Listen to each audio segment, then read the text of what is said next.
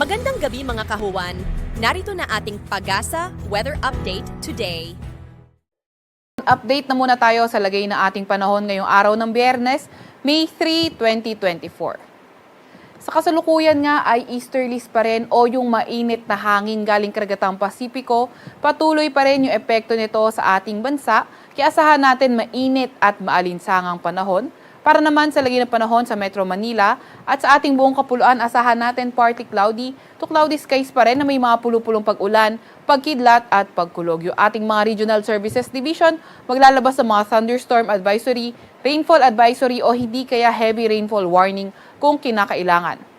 At sa kasalukuyan, wala pa rin naman tayong namomonitor na low pressure area man or bagyo sa loob or malapit sa ating Philippine Area of Responsibility. Para naman sa lagay ng panahon bukas, asahan nga natin dito sa may Metro Manila and for the whole Luzon area, mga pulupulong pag-ulan, pagkidlat at pagkulog yung ating inaasahan.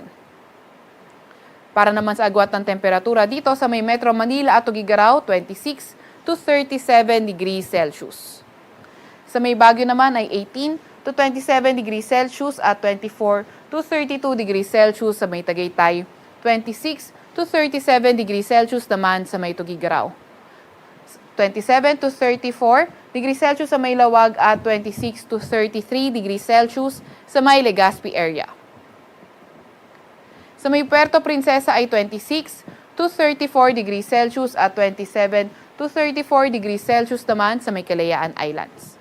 Para naman sa lagay ng panahon sa may Visayas at Mindanao area, so for tomorrow inaasahan natin dito sa may Davao Region, pati na rin sa may ilang bahagi ng Soc-Sargen, posible maging maulan.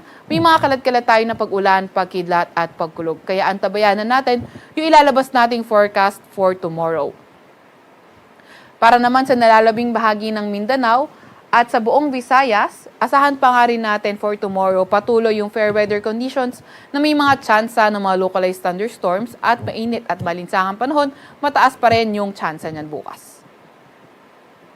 Agwat ang temperatura sa may Tacloban, Cagayan de Oro at Davao, 26 to 32 degrees Celsius, 27 to 32 degrees Celsius sa may Cebu, 28 to 32 degrees Celsius sa may Iloilo, at 25 to 34 degrees Celsius naman sa may Zamboanga. Wala pa rin naman tayong nakataas na gale warning sa kahit na anong baybay ng ating bansa.